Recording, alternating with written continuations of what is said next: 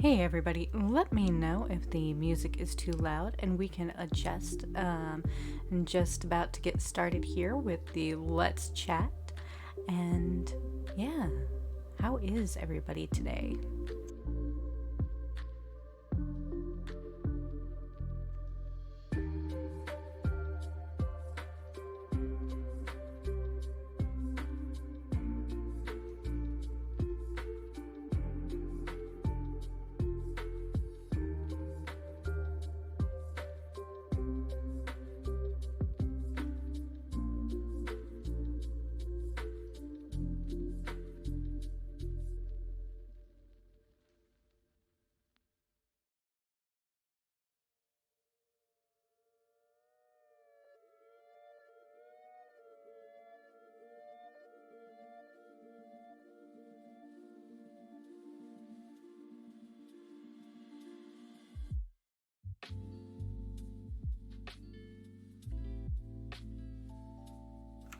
I am also live over in the Discord channel, so if you want to chat live on stream, just join me over there at Discord, and yeah, should be fun.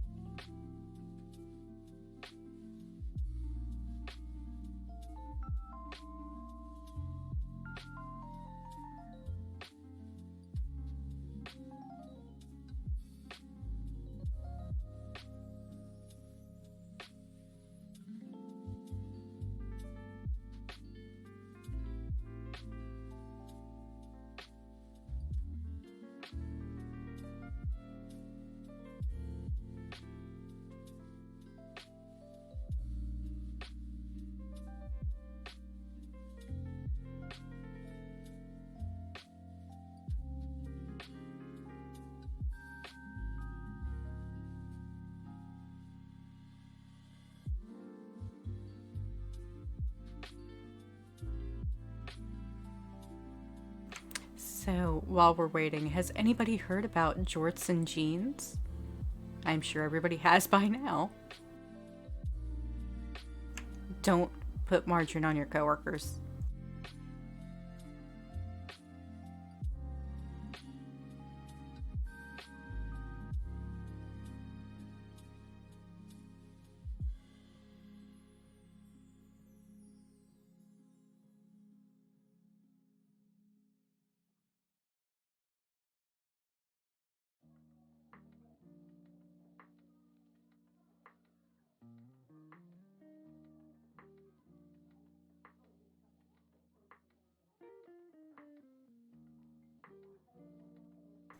So, for those joining in, my name is Voodoo Kitty. You can call me Voodoo or Kitty. I go by she, her, they, him, whatever the fuck you want to call me. Pretty much. And today we're going to talk about IT, we're going to talk about Scrum, Agile, mental health, journaling, and other coping mechanisms that we use to get through our day. Yeah. At some point during the stream, I am going to be receiving food. So, hope you don't mind me eating on stream. Not like you can see it with the virtual avatar. But, yeah.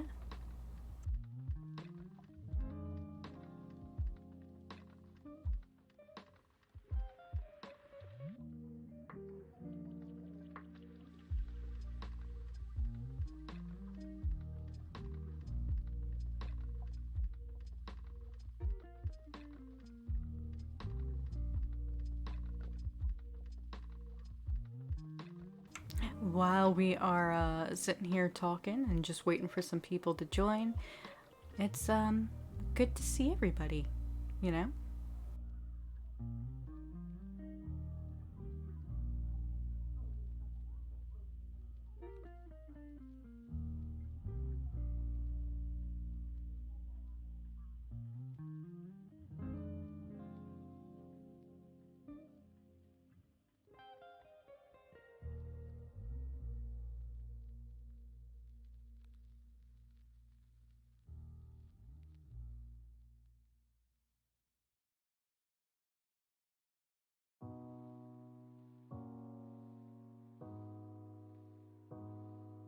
Hey, Iron Beagle, how's it going?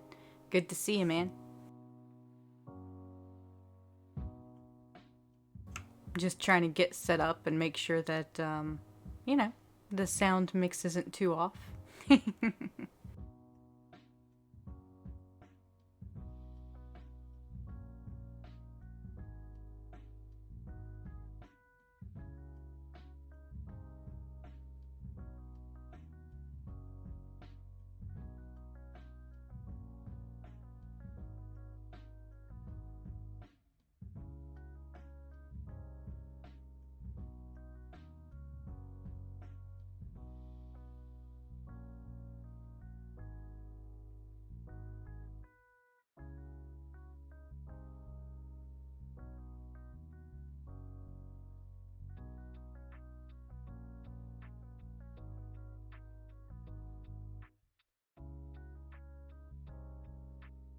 I'm doing good. How are you doing today? Just living. And for me, I just got done with my sprint cadence for our teams that I am the Scrum Master of. So,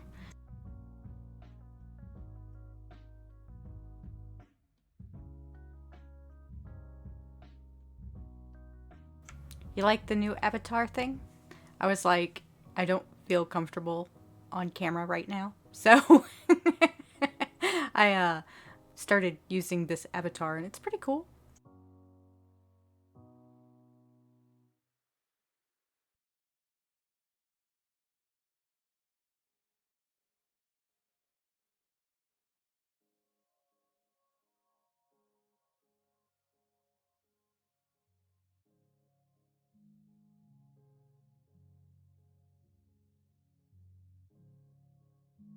Thanks.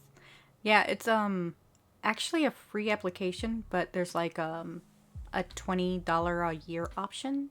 So I went ahead and got it because I was like, yeah.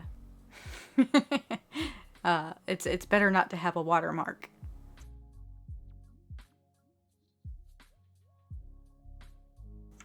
Also, like it's pretty customizable. Like I got this like hair, right? And can do skin tones, eye tones, change eye shapes, nose shapes, etc.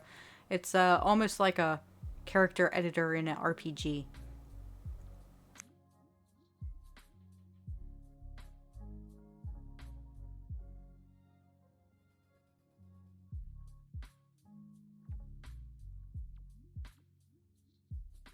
True, can't go wrong with cat ears.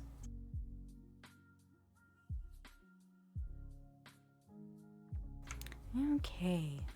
It is 8:07. I think I'm going to go ahead and get started. So let me turn off my starting soon.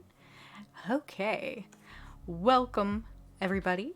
And today we're going to just do a little bit of chatting, talking about who I am, what I do, where I've been, um, updating everybody on my journey. And right now, I work in IT. I've worked in IT for, gosh, a long time. So I worked as a desktop technician back in the day for around 6 or 7 years. And afterwards, I became a designer. So I did CAD design after that. And I worked in a lot of various positions, some of which could be considered IT, but were not classified as such by my company. Things like business analyst for projects, going through and doing UAT and sit testing, and organizing work from Agile teams. And then I moved over to a IT Agile development team, and that was, goodness, a while back, like 4 years ago now. And I've, had various positions on the teams since then. And this past year, I became a Scrum Master, and I am leading 2 teams. So I got Scrum certified, and I've been doing a lot of training and research on Agile. So if there's any questions people have around project management in an Agile space, or Agile, Scrum, Kanban in general. What has been my favorite role so far? I would honestly say the role that I'm in right now, just because it plays very heavily to my strengths. You know, I get to help teams, I get to lead them, I get to help them figure out what it is that they want to do, and give them the autonomy to do it. It is very rewarding, that's for sure.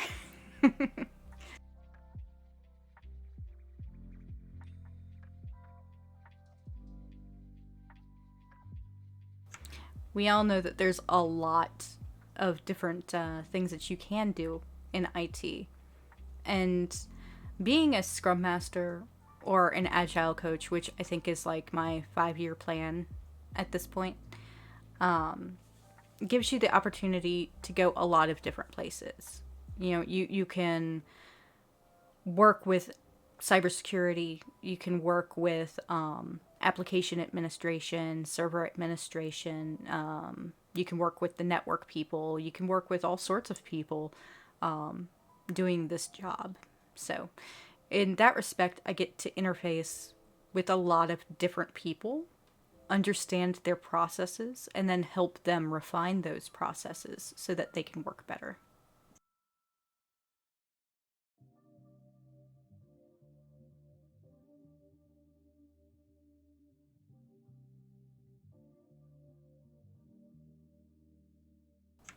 I will say that being in this position, it does have a lot to do with psychology. So that's pretty interesting. Sprint retrospectives, they're very targeted towards the mental health and overall health of the team. You get to ask the team how they felt about the sprint, what their challenges were, and work with them on correcting those. So, figuring out not necessarily coping mechanisms, but continuous improvement actions that the team can take on and handle during the course of the sprint. And then through one-on-ones, we get to really know the team members and help them out with their personal challenges.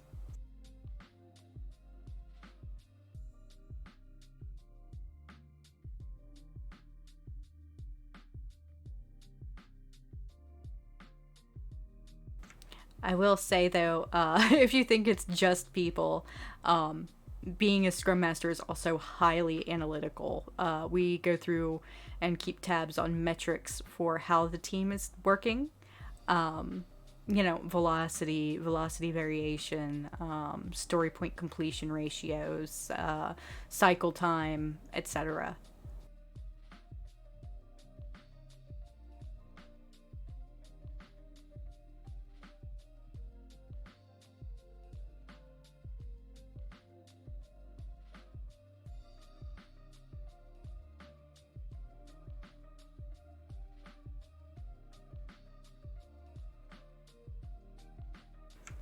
So, I would ask, oh, hey, Noah. I would ask the audience also, if you're in IT, what's your favorite role?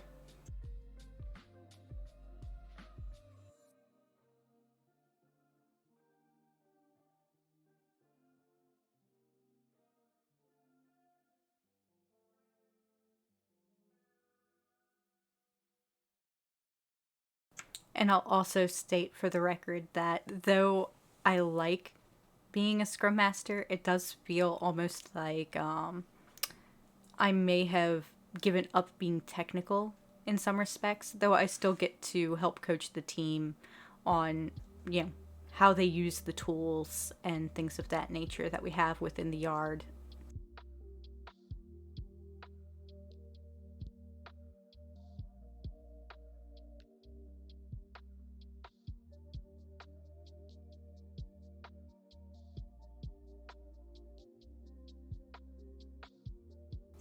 Oh, okay. It might be turned down too low. One sec.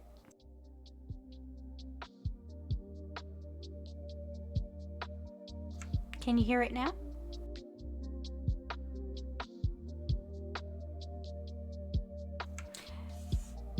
That is true. A lot of people have only ever been in like one or two roles. And I can say honestly, I've only been in one or two roles.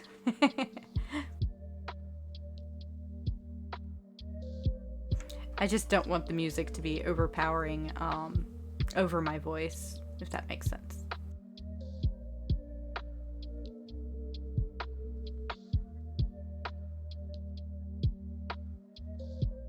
Awesome. So, yeah, IT in general is a very diverse place. Lots to do. You've got server administration, firewall administration, you've got cybersecurity, you've got various branches of cybersecurity, um, compliance, regulation, you've got, of course, development. A lot of people only assume that IT is development or that IT is cybersecurity. Yeah, go ahead, share it with anybody you want.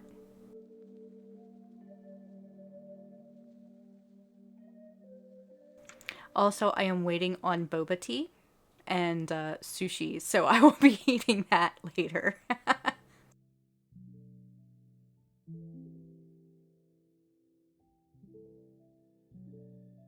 Hubby says it'll be here in 2 minutes, and I'm excited. So, as far as favorite roles, I know that Noah says she's never really experienced anything outside of her role, but I do know she's very good at what she does. Oh, hell yeah, Iron Beagle. InfoSec analyst engineering role is awesome. Is it mostly blue team?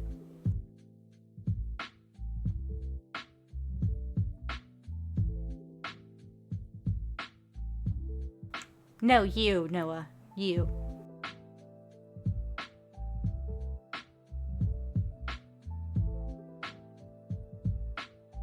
Oh yes, I am very excited. This place has really good sushi, so we order, maybe like every couple of days, like something out. And this place, I think we order at least every 2 weeks. Nice, strictly blue team. Hell yeah. Well, sort of.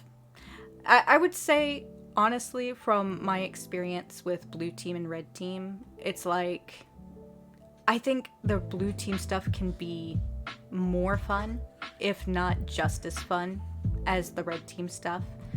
Simply for the fact that I do know red team is a lot of just documentation.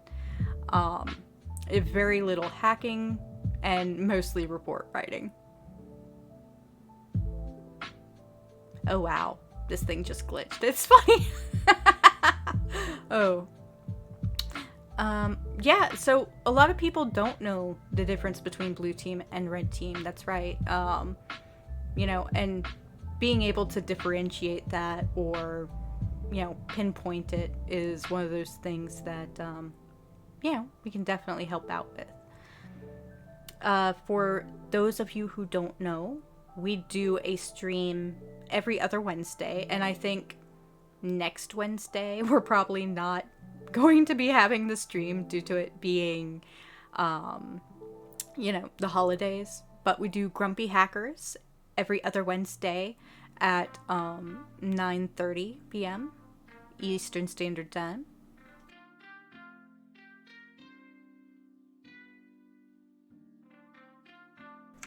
So that's a lot of fun, and primarily it's a lot of red team discussion, but there is some blue team discussion that does happen.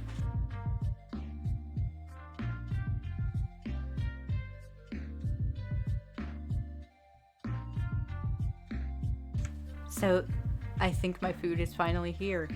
So excited. And, yeah. Totally lost when you listen in. Yeah, for a long time, Noah, I was definitely lost when I listened to the Grumpy Hackers, but I've been doing it for I think like 2 years, and I've definitely gotten a lot better at an understanding of what we're talking about most of the time.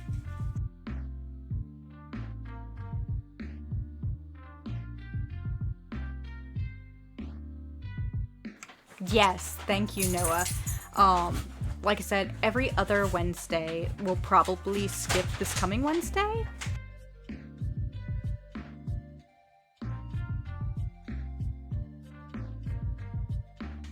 Give me just a sec. I am going to go and grab this delicious food so that I can eat. I'll be right back.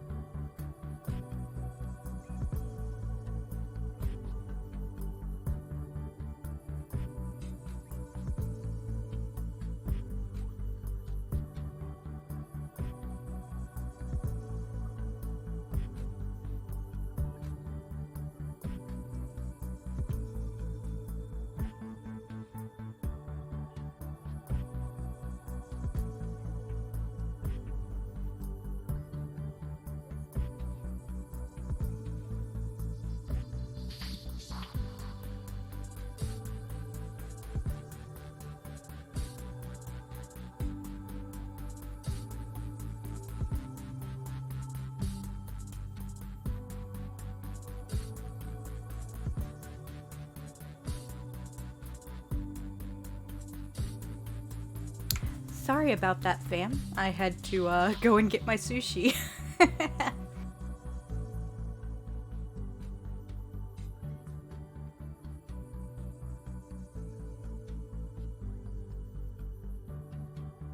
So yeah, for the most part, I will say that there is a big mental health issue with IT. A large part of it is, the expectation of always being on call, always being there 24/7, always being on, never turning off like your work, for instance.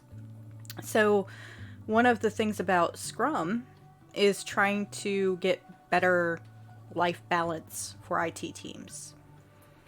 Large part of that is a sustainable pace. That's actually one of the Agile principles. Yes, turn off work. It is the weekend. And if you are not on call, then definitely turn off work.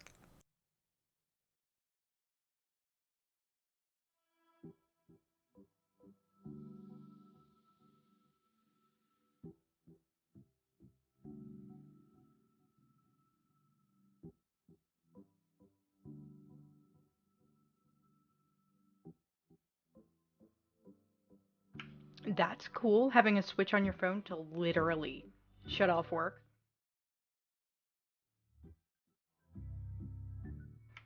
So, this avatar looks really funny when I eat, and I apologize now.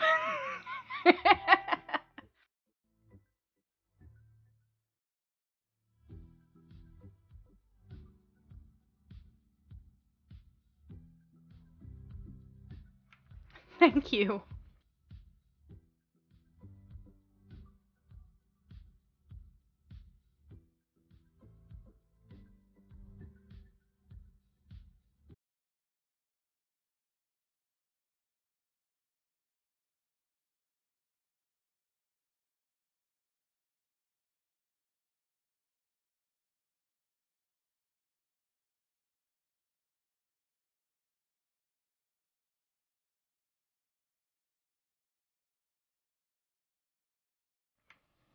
So, like I said, talking about agile principles.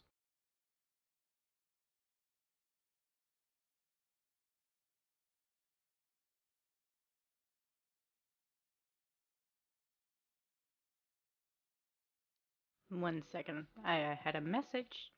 Okay, so talking about agile principles, there is this thing that I love to reference. It's actually from like some third party, um, place, but it's got all of the agile stuff and all of the scrum stuff like in one cheat sheet, and it's wonderful.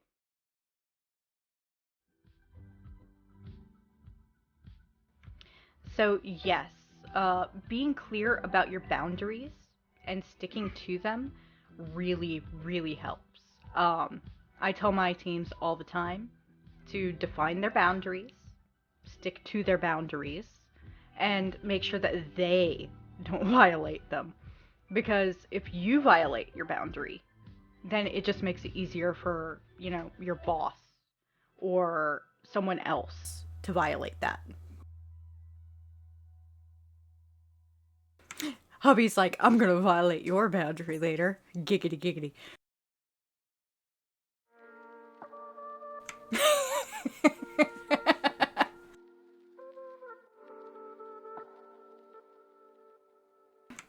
But, yeah. Definitely, if you are a contract worker, I would actually put it in your contract saying, hey, expect me to work during these hours and stick to that.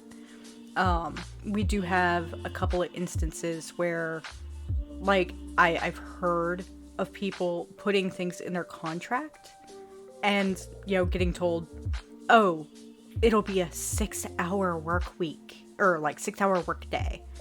And then when they actually get into the job, it's more like a 12 or 14-hour workday because of all the stuff that they have to do on top of actually being with the client.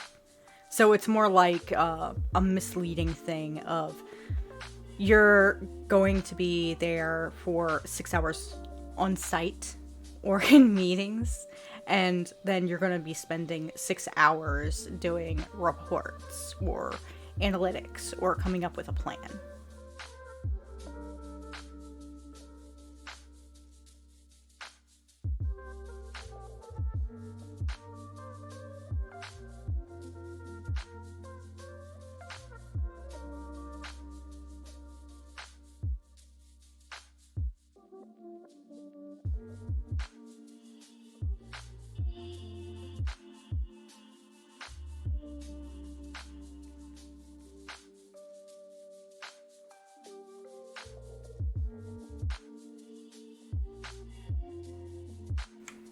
But definitely, it is a good thing to keep that in mind, especially if you're looking into getting into independent contracting.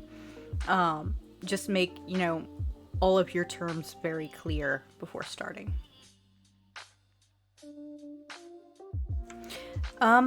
Honestly, it just took some trial and effort.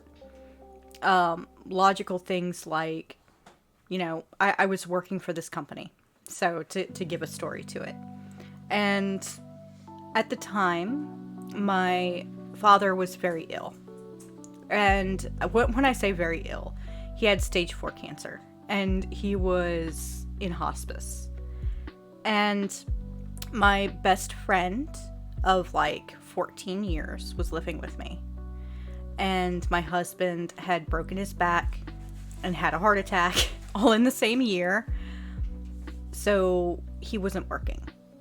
And I was working a lot of overtime. And yeah.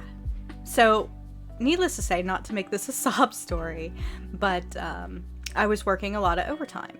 And when my best friend passed away due to complications, and again, he was living with me at the time, due to complications of having type 1 diabetes. So when that occurred, I was at work and was not expecting that phone call. I was expecting the phone call of your father passed away. And that moment, I was like shocked. I need to leave. I need to go home. I need to take a week off. And the company I worked for, my direct boss was okay, but my director, so my boss's boss, was not okay. He was like, you will work overtime and you will get this design done. Needless to say, I told him, look, here's the circumstances.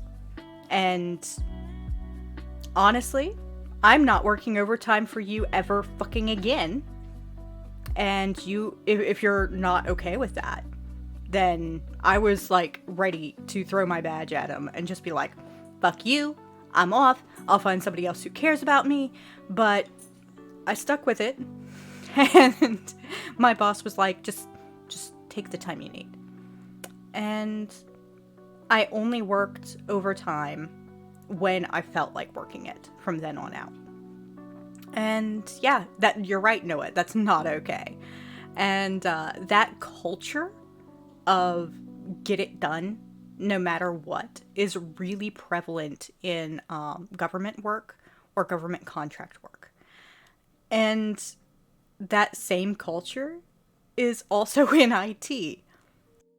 So, knowing what's happening in your life and your personal feelings goes a long way to defining your boundaries.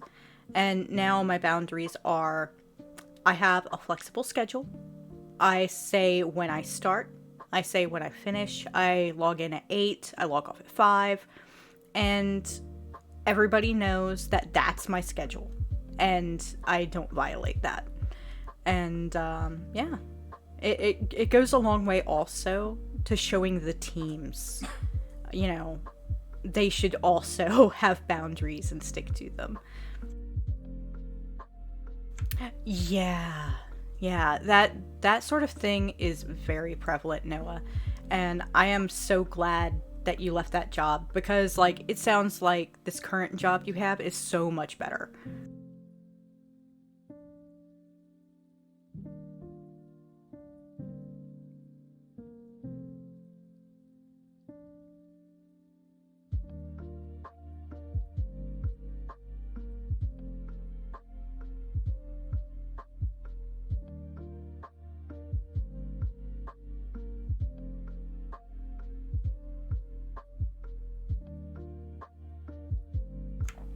And that can also be a thing, you know, everybody's style is different.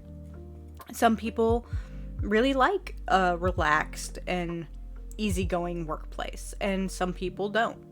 And what's really interesting is within large corporations, you could be on one team that has a super relaxed style of working.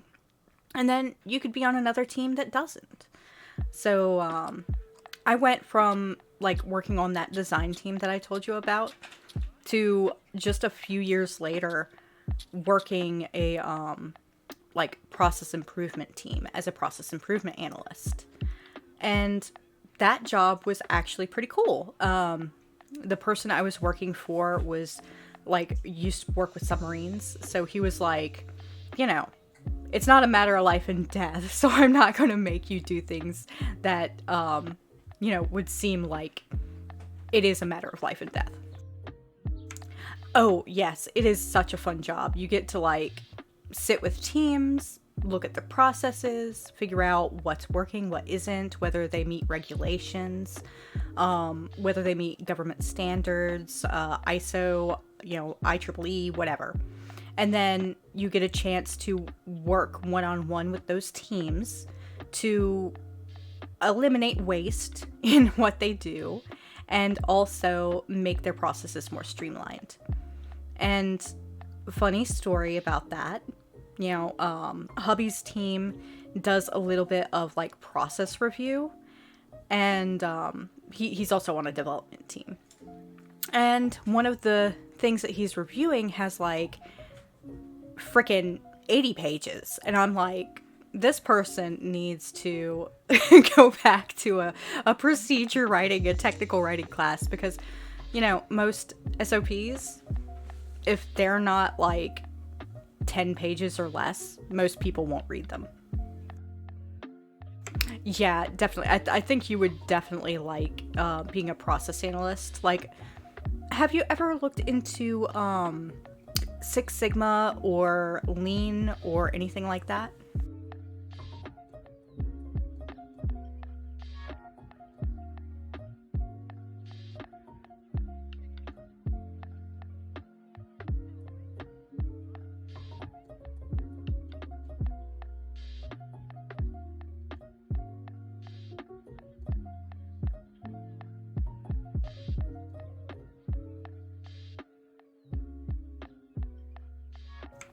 I will say that process analyst jobs are still highly technical because you are reviewing processes. And when I was a process analyst, I was doing it for a foundry.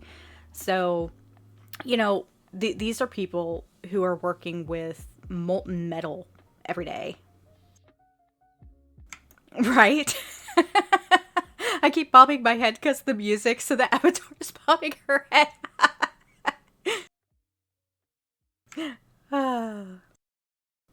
What made me get into IT? I will honestly say that I always wanted to be in IT. I graduated high school early, like 6 months early, in December of 2002. And everybody I knew was tech.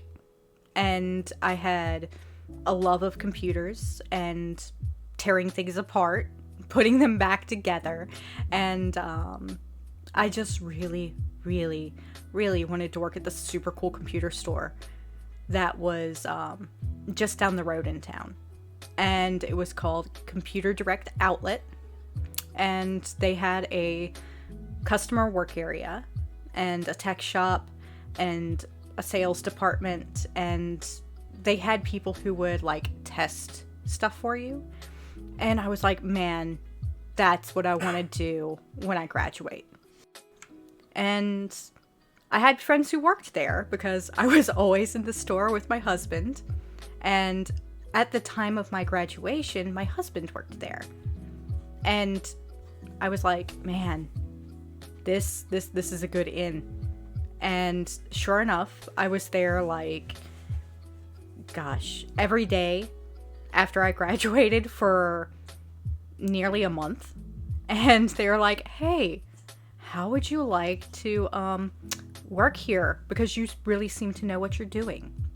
And I applied, got hired as a cashier, and within 3 months, I was working in returns and exchanges. And that's also the person who does all of like testing of parts that you bring in. So I learned a lot about a lot of things. And yes, my husband just said Japanese in the background because there was a lot of spare time in that position.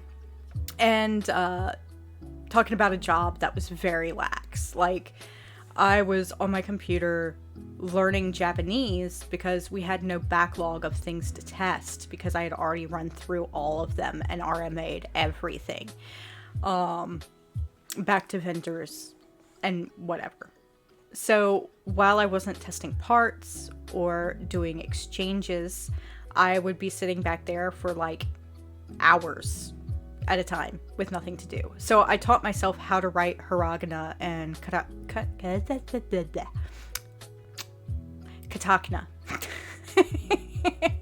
And not necessarily how to speak Japanese, but how to write it.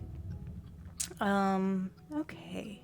So back to the original story. So after I did the returns area, I got promoted to working at the customer work area. And this is actually like one of my favorite jobs that I ever had.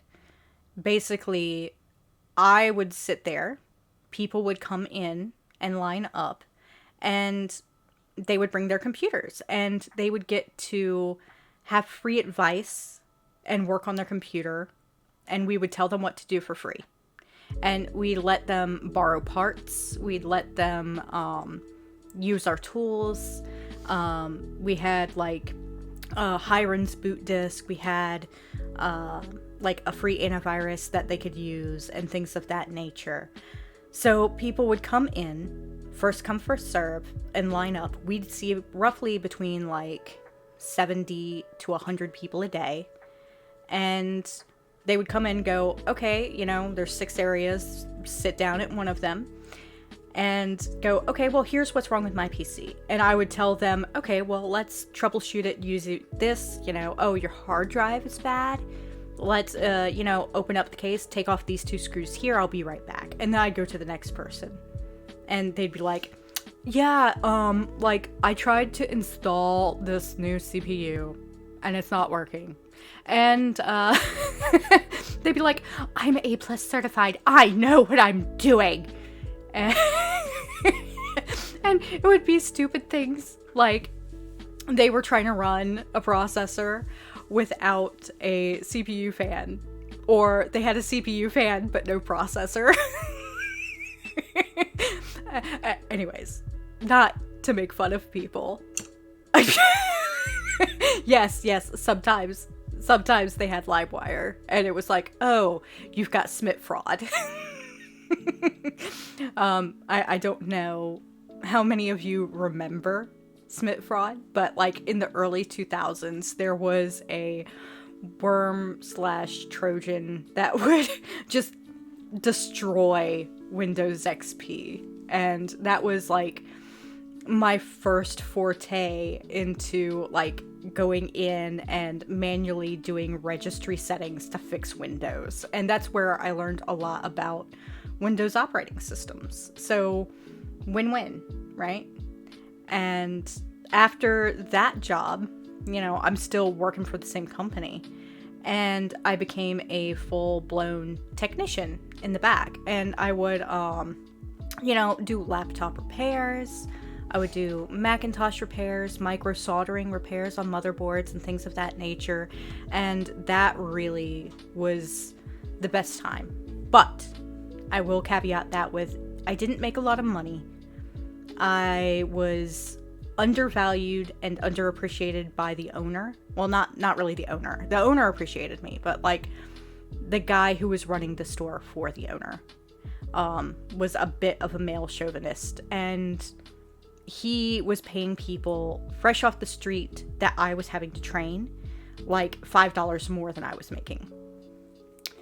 So I decided with my husband, who was still working there at the time as the on-site technician, to move to Virginia. And that's where I still am.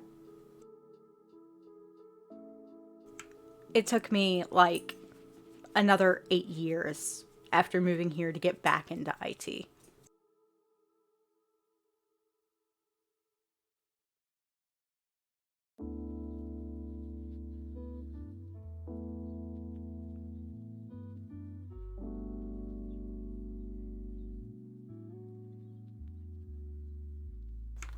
So, what about you, Iron Beagle? What made you want to get into IT?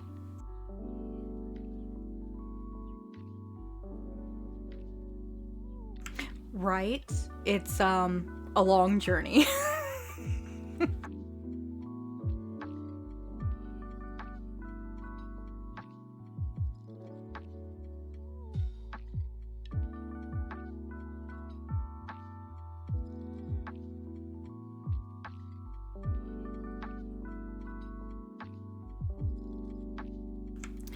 I will say, I don't think you missed out on the customer-facing IT experience, because it was a lot of stress.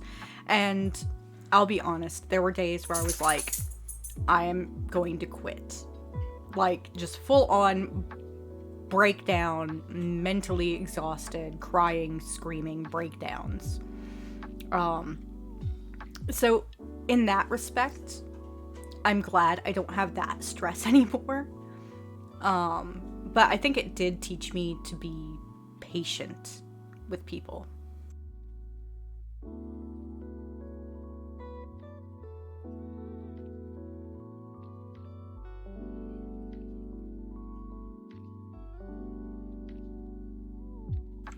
Oh, another thing about that.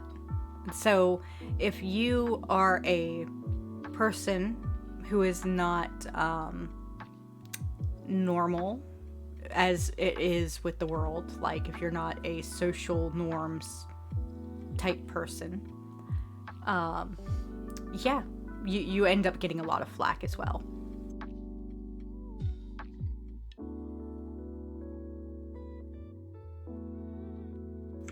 That's awesome. Like, that drive to learn new things and, being able to just figure out what your passion is in the world is a great thing, Iron. I know it's unfortunate that you don't grow up with the computers, but, I don't think you have to grow up with computers to be good with computers. For instance, people who are starting careers in their midlife, they might find that they seriously have a knack for it. And, I think there's like that huge gatekeeper thing where people just assume that you have to know a lot about something before taking on and deciding that you want a career in it.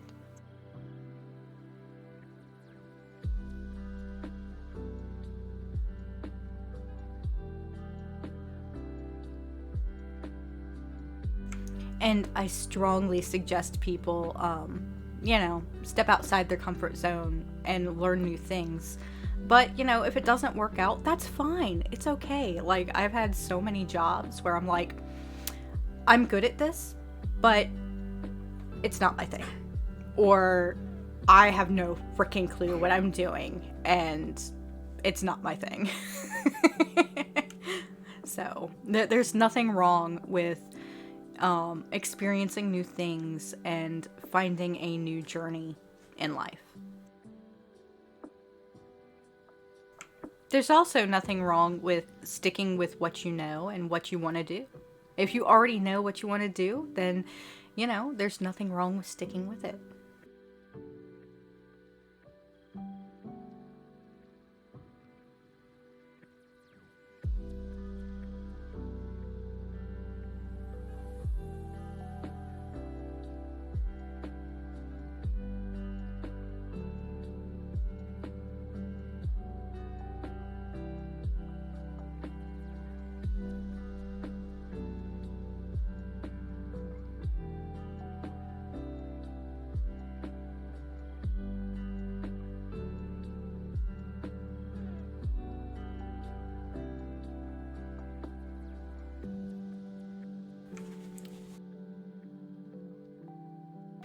Right? I was like, I saw it and it's literally called Chill Vibes.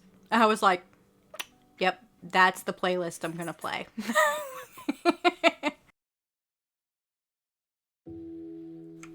And the good thing is, like, this is all music that is available to play on stream. So, no worry about copyrights or anything like that.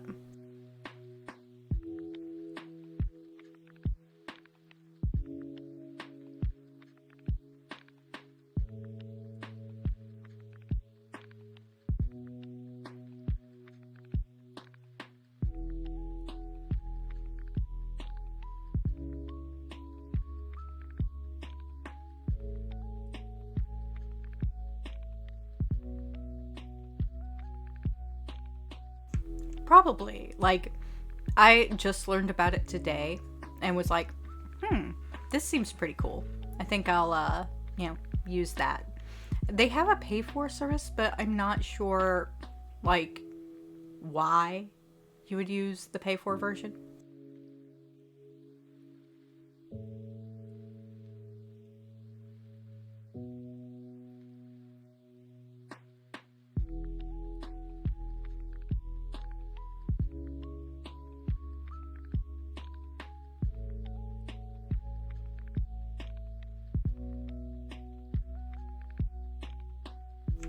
So, one of the things that I wanted to touch on today was pretty much, mental health and how I deal with the mental strain of being a neurodivergent person working with, a ton of people every day.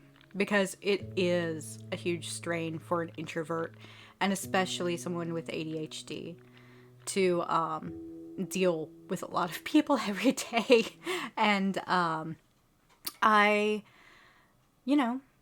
deal with it by one, making sure that I'm not crossing my limits. If I feel like I'm getting really tired, I'll take a nap.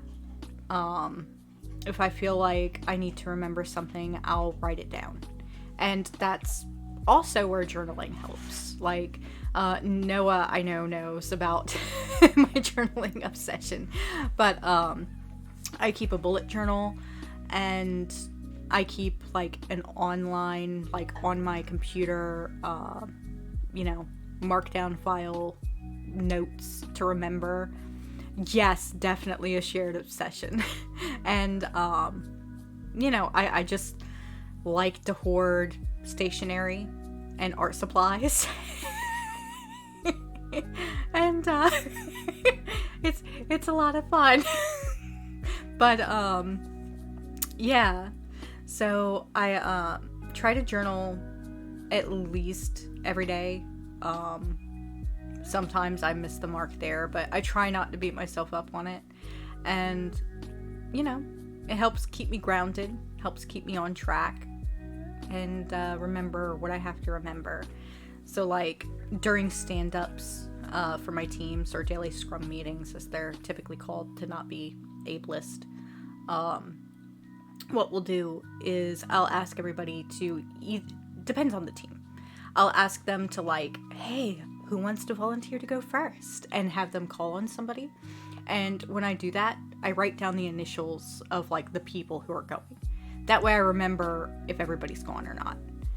And of course, like, trying to really pay attention and be present with what they say. So I'll write notes about what they say during the daily stand-up.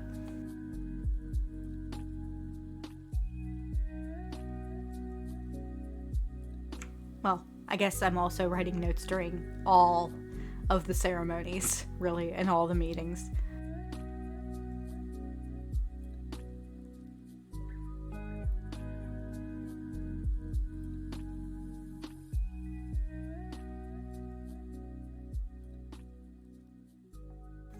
It really does help Noah.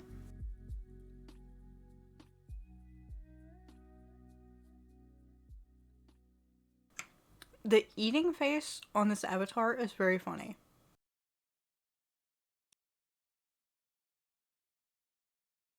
And also, like, if you're not used to taking notes, I recommend looking up shorthand if you've never used it. Like, Iron, I don't know, how you typically take notes in meetings, but shorthand really helps. Or develop your own method. A lot of times I have like a lot of abbreviations and stuff that I use, and I know what they mean. But one thing that I learned from like high school note taking class, yes, I actually took a note taking class in high school. Um, like, draw a line on the edge, and if you use an acronym and you think you're not going to remember it, or if it's a term that you've never heard or need to remember, write it on that margin, and that will like keep you grounded in what it is that you wrote.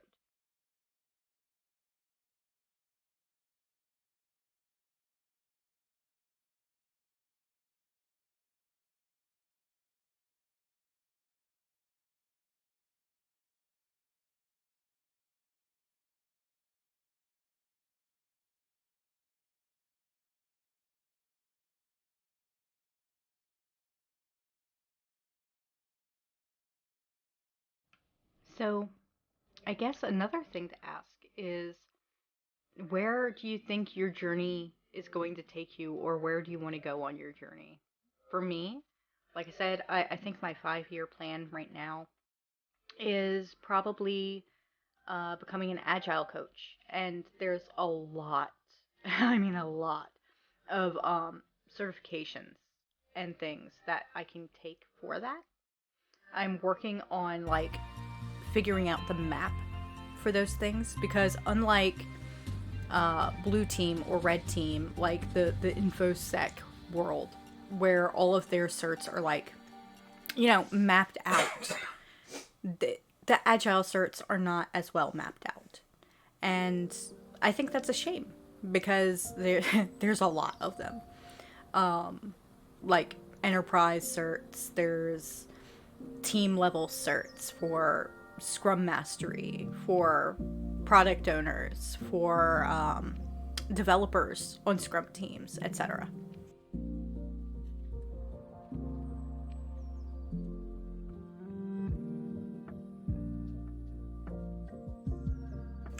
Yes, and I think it's okay to be fine with where you are too. And I can tell you my 5 year plan just like 3 or 4 years ago was I just want to keep doing what I'm doing. And that changed because the groups that I was in kept putting me in positions where it was like, you're not going to be allowed to do this thing that we hired you for and trained you on. And I was so fed up. Grr. And because I was fed up with that, I decided to make a change, and it turned out good. Right, grr.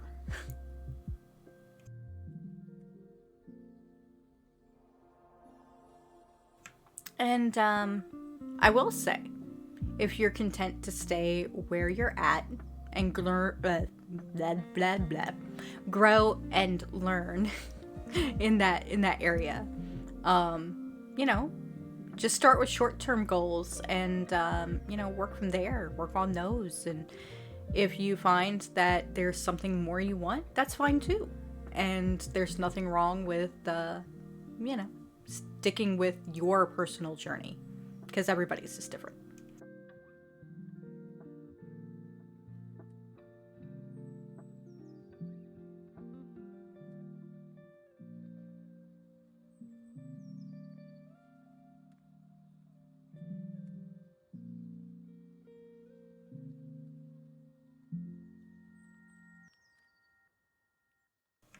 My plan, like for these streams, I guess, is to continue to do them every Friday and just kind of talk to people about journeys and what we're doing.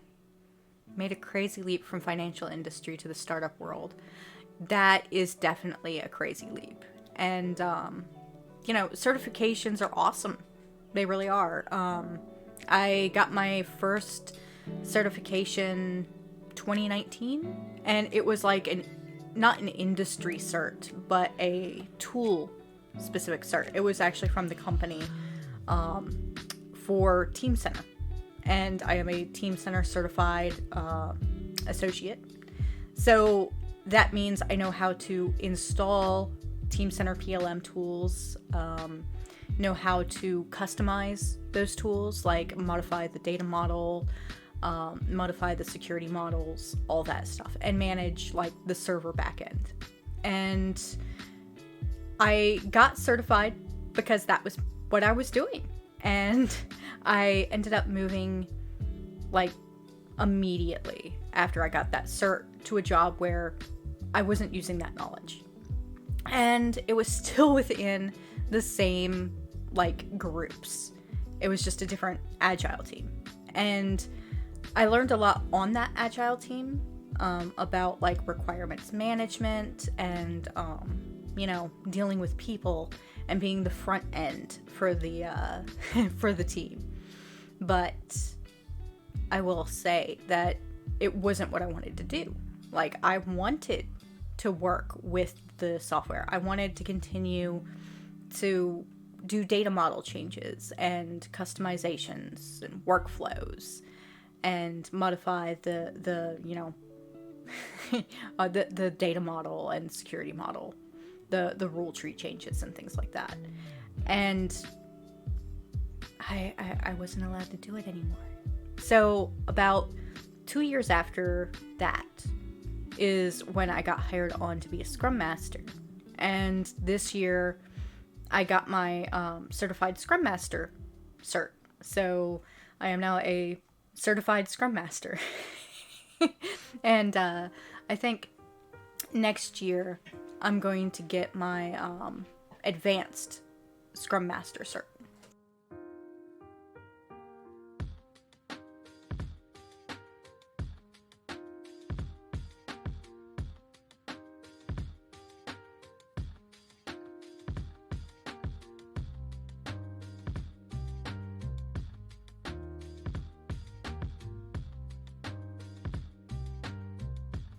It is. I think it's a manageable goal, especially since the company I work for will pay for the certification.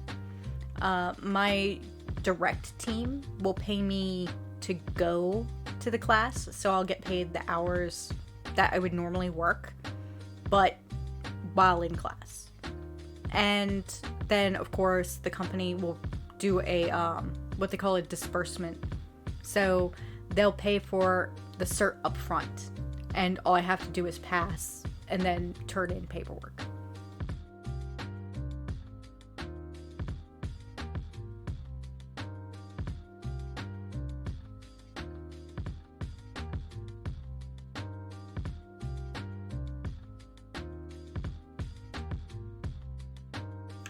Right? Yeah, it's how a lot of people end up getting certs, because certs are expensive. Definitely expensive. Yeah, especially when you're talking about like the GIAC or SANS classes. Those are so expensive. I'm lucky that like Scrum Master certs are not that expensive. But I think want to still get my Six Sigma, and that's expensive. Like there's the Six Sigma green belt and the Six Sigma black belt, and those are process improvement and lean methodology, but they tie directly into Agile because Agile is built on lean.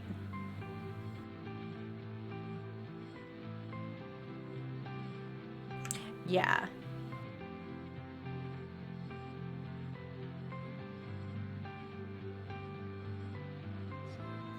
Speaking of, I think my hubby is just about to finish up all of his certs for ServiceNow. So,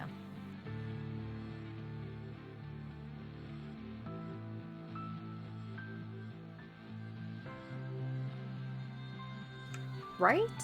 I was like, awesome. He already has the knowledge, so it's just a piece of paper. But that piece of paper can get him, you know, more money.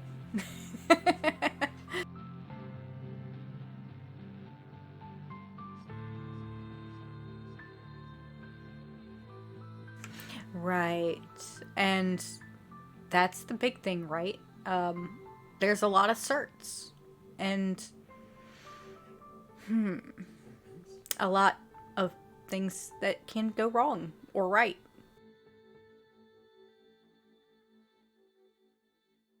You might take a cert and be like, okay, that's not relevant and was a waste of time, and I'm not going to use that.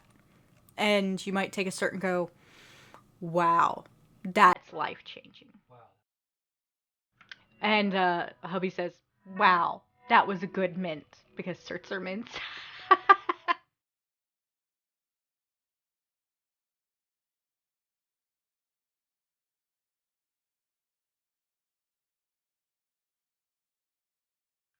She really does look funny when I take a drink.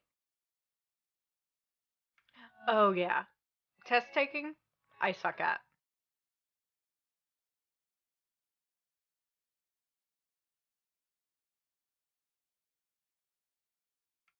I can see that. And I'll be honest, I don't like taking tests.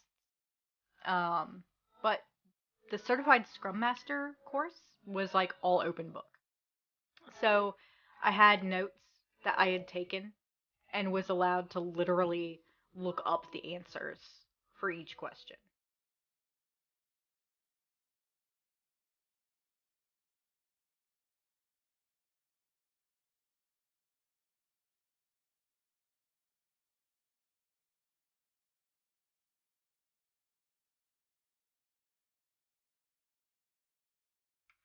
Though I do recommend certs over like going to college. College is great, and if you want to go, then go. There's nothing holding you back. Um, but certs are a lot of times more targeted to what you'll be doing. And if you're already in a field, that can be more beneficial for you than, going and taking a generic college course.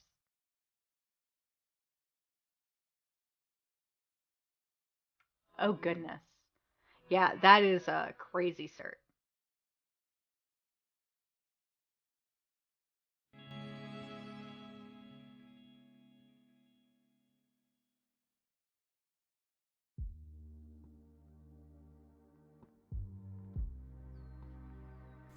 So, I will say that, talking about goals and certs and everything, I started going through that ebook that I told you about, Noah, the one that came with the Archer and Olive box for December. And I've been putting a lot of thought into like what well last year, what my goals were, and things so changed like between the beginning of last year and what actually happened last year, and focusing on, um, you know, my goals and achievements. And this year, I'm just kind of looking into what's going on. Yes, definitely dig up that email. I will say the ebook is probably more beneficial than the class. There is also a what you call it? It's a CBT, like a computer-based training class, and it's not really much more than a like let's journal together sort of thing. But the book is all about like journal prompts and leading you through things, and that's way more beneficial to me personally than the let's journals that they posted.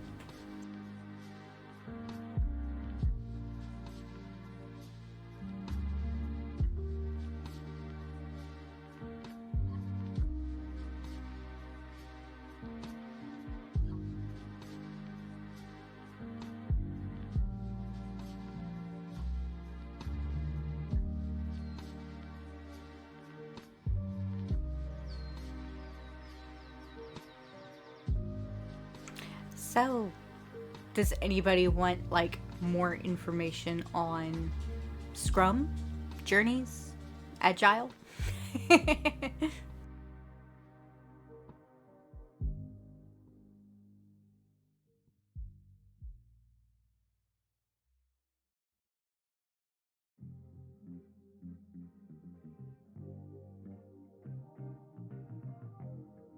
All the information.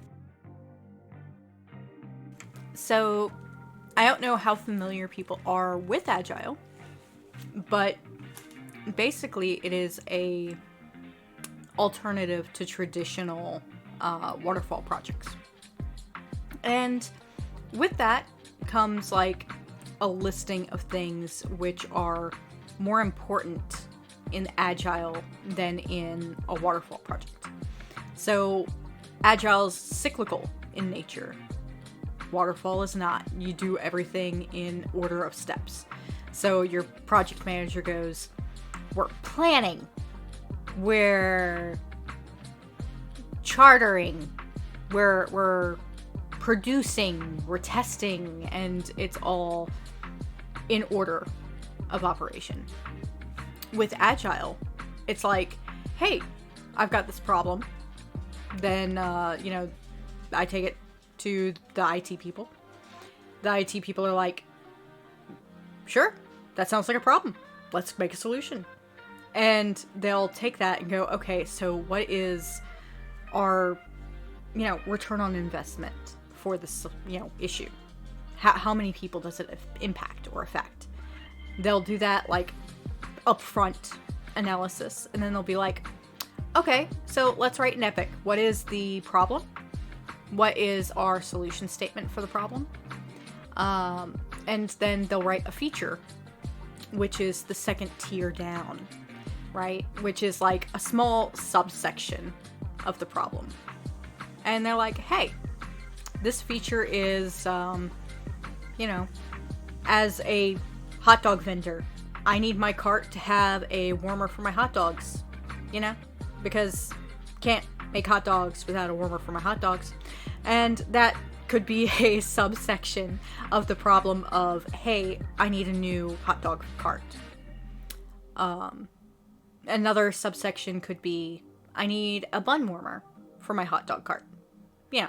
Just made up hypotheticals.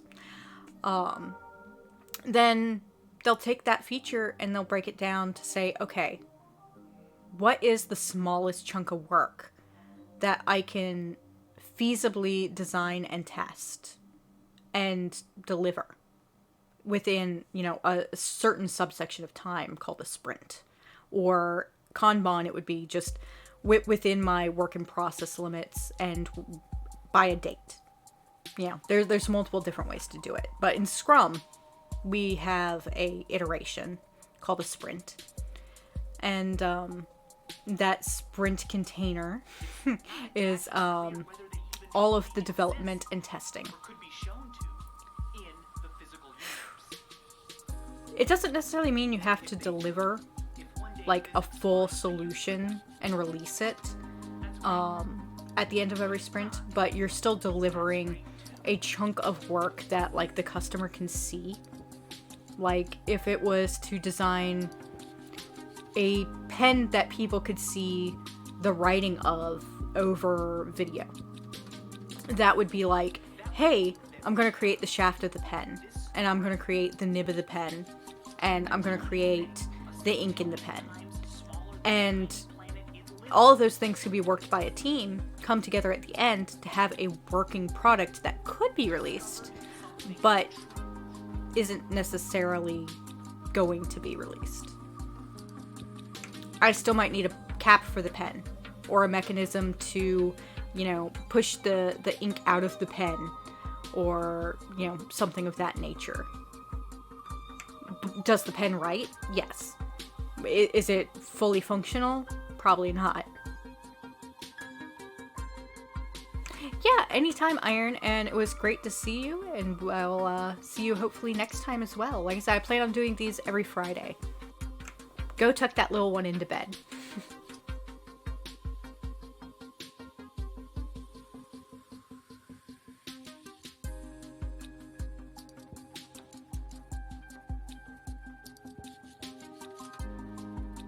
Night!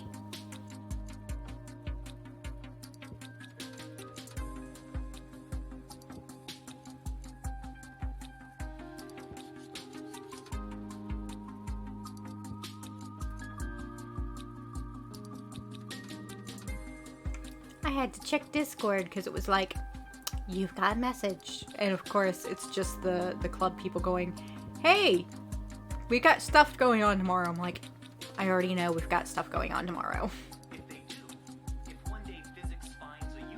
Oh, that's awesome. Well, I guess she was probably tired from pajama day and hot chocolate.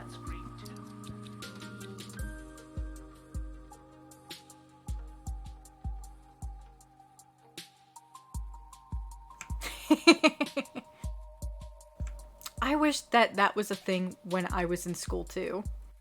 Oh yes, lots of dancing, then definitely tired.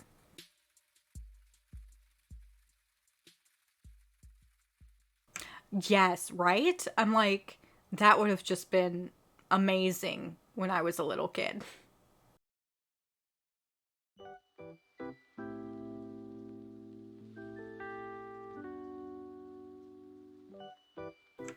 Ooh, Polar Express. Nice. I honestly have never seen it.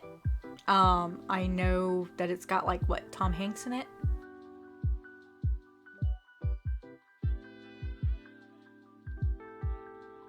Nice. Oh, I do have a Cthulhu mythos-based child's book based off the Polar Express. One sec.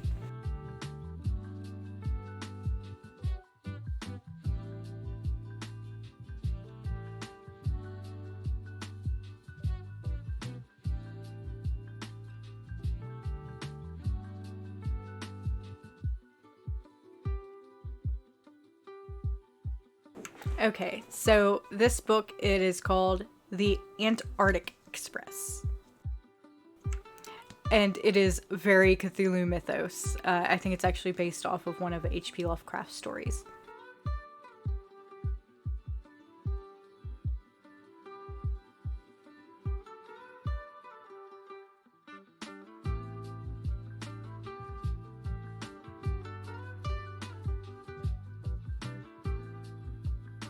So yeah, very, very interesting. So it starts out, on September 2nd, many years ago, I lay in my bed.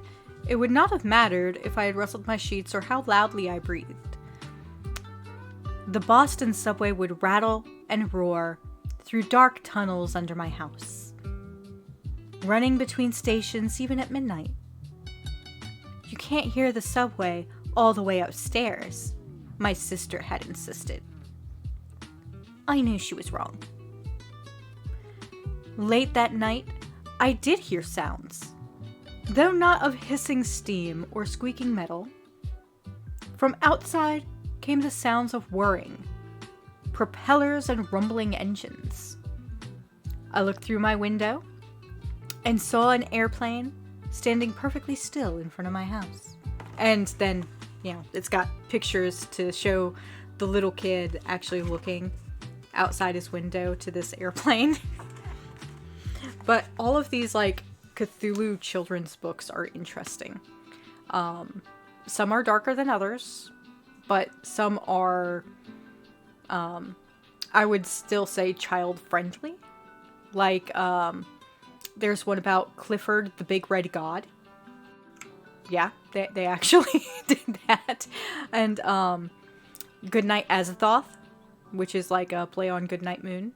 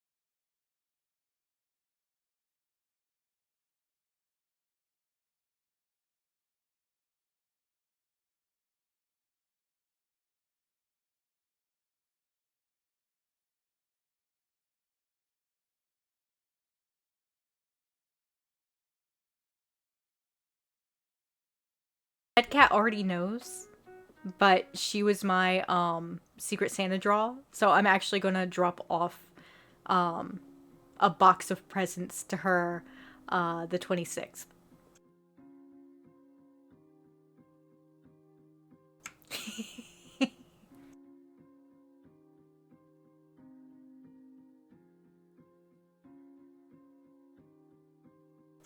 Yeah, I guess the clue about, like, I'm actually going to go see this person. There's only a few people within actual driving distance of me, so.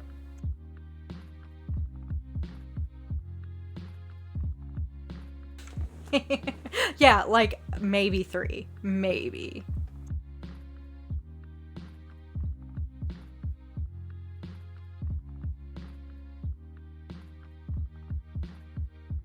That avatar still looks so funny. I can't get over it.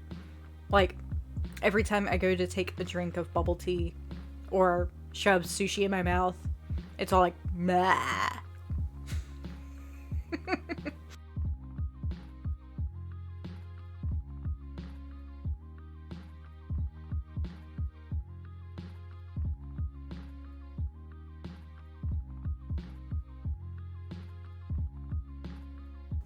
Right? It's very very funny.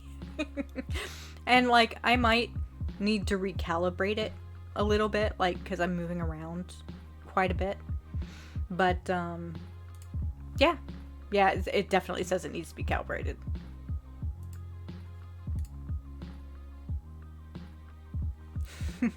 There we go. Still a little twitchy, but yeah.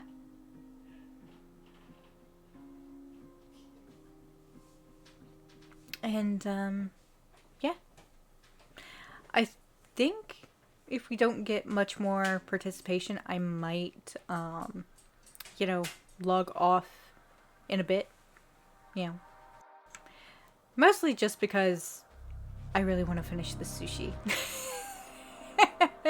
But also because, you know, there's people in my house other than me, and I want to make sure that I'm not, you know, because you can probably hear people in the kitchen and stuff, so I'm not like inconveniencing them.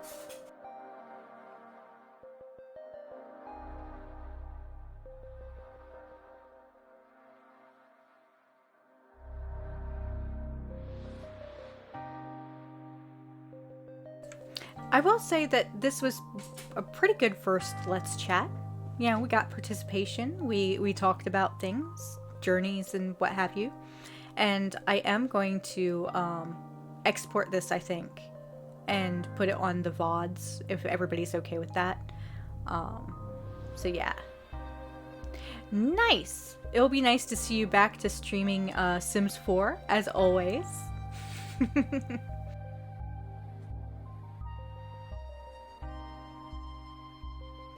Yeah, colds suck. And, like, just all that sinus pressure and drainage and everything is just horrible.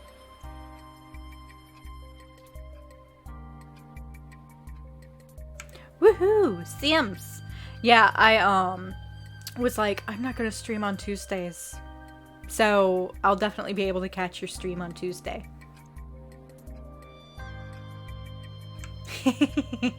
Of course.